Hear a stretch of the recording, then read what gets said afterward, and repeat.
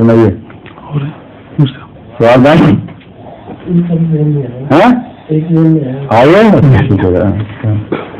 نہیں کبھی ہے اور سوال ختم ہو گئے ہیں. امام صاحب نے کوئی اپنی پوٹلی نکالی ہے, شاید کوئی پوٹلی میں سے کچھ نکلا ہے. یہ پاکستان میں جو مولوی لوگ حکومت کو بلیک میل کرتے ہیں, اور تو پاکستان کے حکمرانوں کو کم از کم اتنا تو پتا ہوگا کہ پہلے یہ کچھ مثالیں ہیں کہ تاریخ اسلام میں جنہوں نے مولویوں کو دبایا تو وہ ان کو غلبہ ہو گیا اور ملائیت میں نقصان نہیں پہنچایا. تو اب یہ ان کو ضرورت کیوں نہیں ہوتی کہ ان کو دبائیں اور ان کے نقصان سے ملک کو بچائیں؟ پہلے جس نے دبایا تھا مولویوں کو, مثلاً صلاح الدین ایوبی, اور صلاح الدین ایوبی کے وقت میں بھی بعض مولوی کرتے تھے عیسائیوں کی طرف وہ مائل ہو کے, اور جس طرح جمال عبد الناصر کا آتا ہے کہ وہ تو کچھ چھوڑی کسی بھی نہیں. لیکن آپ مجھے یہ بتائیں کہ جس قوم میں صلاح الدین ایوبی پیدا کرنے کی صلاحیت نہ ہو وہ کیا کرے گی؟ لیکن جو قوم غربت رست ہو چکی ہو اس کی زندگی کے لیے آپ دعا بھی کریں تو اس کا کوئی چارہ نہیں ہو سکتا, کیونکہ دعائیں ان کے حق میں قبول ہوتی ہیں جو خود کو زندگی کی تمنا رکھتے ہیں.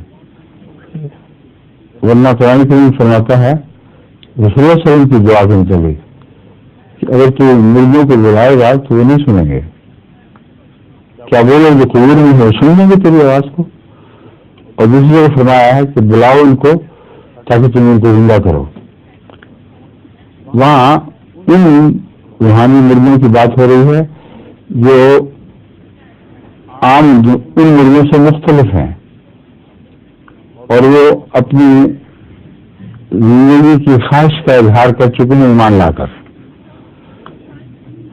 تو ان کے متعلق فرمایا ہے کہ ان کو بلا تاکہ ان کو زندہ کر, جس سے مراد یہ ہے کہ اگر تعاون کا آغاز کسی شخص کے دل سے پیدا ہو تو پھر اس کو زندہ کیا جا سکتا ہے, اور اگر کوئی اپنے لیے بھلائی چاہیں گے نہ تو پھر ناممکن ہے کہ اسے زندہ کرے انسان یا نبی کوئی بھی ہو, کیونکہ اللہ تعالیٰ فرماتا ہے کہ میں نہیں چاہتا کہ پھر میں اس کو زندہ کروں. سمجھ گئے؟ اب دیکھنا یہ ہے کہ اس قوم کا کردار کس حد تک بگڑا ہے. اور آج دن آپ کو ایسی خبریں ملیں گی کہ حکومت کی پارٹی جب اپوزیشن میں تھی یا اپوزیشن حکومت میں آ گئی, جہاں تک قبر پرستی کرے جہاں میں اس میں کوئی فرق نہیں پڑا. حاضریاں دینا مرغیوں کے درباروں میں اور ان سے زندگی چاہنا, یہ ضیاء کے وقت میں جیسا چلا آ رہا تھا ویسا آج بھی ہے. آج یہ خبر آئی ہے نواز شریف صاحب نے حاضری دی وہاں, اور اس دربار پر ہو کیا رہا ہے یہ کوئی نہیں دیکھتا. وہاں فحاشی کے اڈے قائم ہیں, وہاں لڑکیوں کے اغوا کے باقاعدہ وہ ٹولے ہیں جو باقاعدہ اس بات میں تربیت یافتہ ہیں. مجھے ایک بات سمجھ میں ملی جس میں بتایا گیا کہ ایک عورت کسی کو اور عورت کو ساتھ لے کے گئی کہ چلو میں تمہیں وہاں دعا کے لیے لے کے جاتی ہوں, اور جا کے وہاں دعا کرو گی تو جو تو علمی مانگی مراد ہے وہ پوری ہوگی. اور اس کی بیٹی کو بھی ساتھ کہہ دیا کہ وہ بھی ساتھ جائے, یہ برکت پائے گی. وہاں گئے تو اس نے اس کو کہا کہ تم جاؤ دربار میں حاضری دے, میں بیٹھتی ہوں بیٹی کے پاس. اس کے بعد ایک عورت آئی, اس نے اس کو کہا کہ تم کیا کر رہی ہو؟ تم کیوں محروم رہو, جاؤ تم بھی جاؤ دعا کرو جا کے, میں انتظار یہاں بیٹھتی ہوں پاس. اور جب وہ واپس آئے تو میں بیٹھی تھی نہ وہ عورت تھی. اب کسی کی مصنوع بچی اس پر فروشی کی بھی گئی ہے وہاں پہ. کس ظالمانہ پنجے میں پھنس گئی ہے جس کا پتہ ہی کچھ نہیں کون ہاتھ ہے کہاں سے لے گیا. مگر یہ ابے باقاعدہ وہاں ہیں، اگر پولیس چاہے، حکومت چاہے تو ان کو جرم سے کھیل سکتی ہے، مگر نیکی کے نام پر ہر قسم کے وہاں شرک ہو رہے ہیں، سجدے ہو رہے ہیں، ڈرگس کے کاروبار بڑا زوروں کے ساتھ چل رہا ہے، ہر قسم کے جرائم کا اڈا بن گیا ہے وہ ماحول، اور وہاں جا کے قوموں کے سربراہ جا کے سر ٹیکتے اپنی حکومت کے لیے دعائیں مانگتے، جس قوم کا یہ کردار ہو گیا اس میں بچنا کیا ہے؟ مردوں سے زندگی پا جائیں گے، کیونکہ اللہ تعالیٰ قرآن کریم میں واضح طور پر اس کو ہلاکت کی نشانی بیان فرما چکا ہے، یہاں تک فرمایا الہاکم التکاثر حتی زرتم المقابر کلا سوف تعلمون ثم کلا سوف تعلمون، تمہیں تو ایک دوسرے سے آگے بڑھنے، دولت اور مال اور شہرت میں آگے بڑھنے کے شوق نے ایسا نظامہ بنا دیا ہے، اپنے مال سے ایسا غافل کر دیا ہے، حتیٰ زرتم المقابر،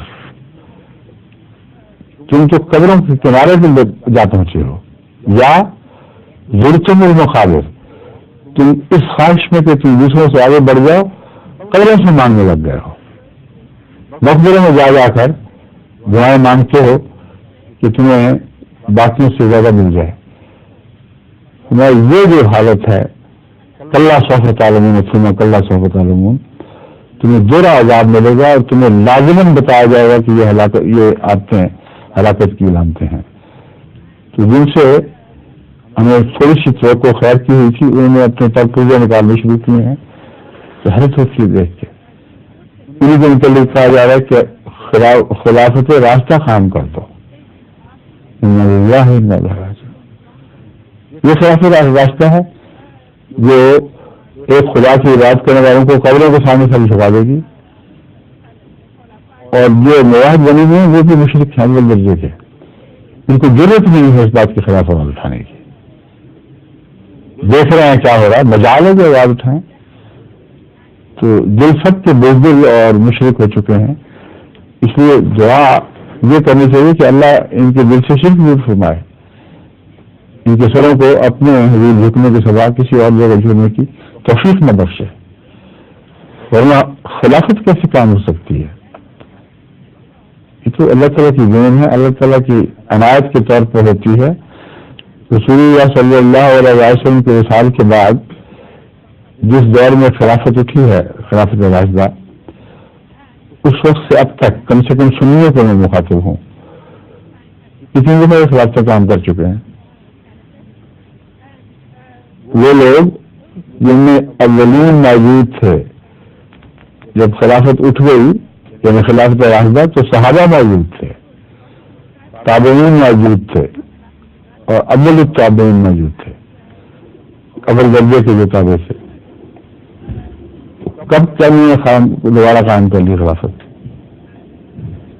یہ چیز نہیں ہے جو از خود پیدا ہو جائے، اس کا وعدہ خدا سے دیا جاتا ہے، وَيَسْتَخْلِفَنَّهُمْ فِي الْأَرْضِ كَمَا اسْتَخْلَفَ الَّذِينَ مِن قَبْلِهِمْ۔ خدا ہے جو کام کر سکتا ہے کہ دوسرا کر سکتا ہی نہیں، اس کی طاقت ہی نہیں ہے۔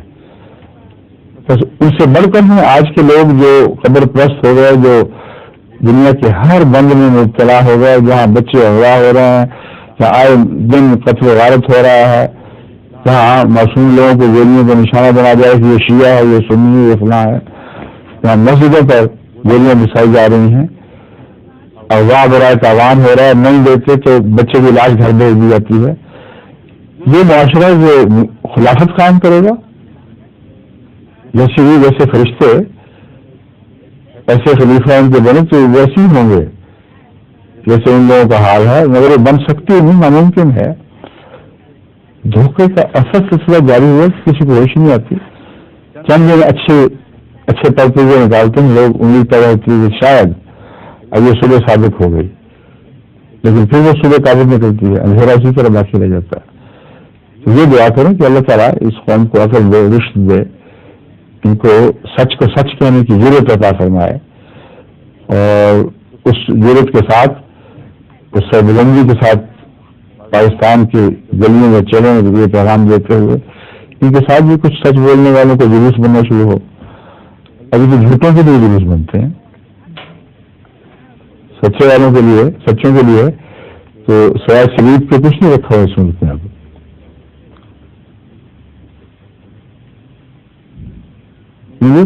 ٹھیک ہے, اب کہتے ہیں وقت ختم ہو گیا ہے, اس لیے اجازت چاہتے ہیں آپ سب سے. شکریہ آپ کو اس میں جانے کا. السلام علیکم.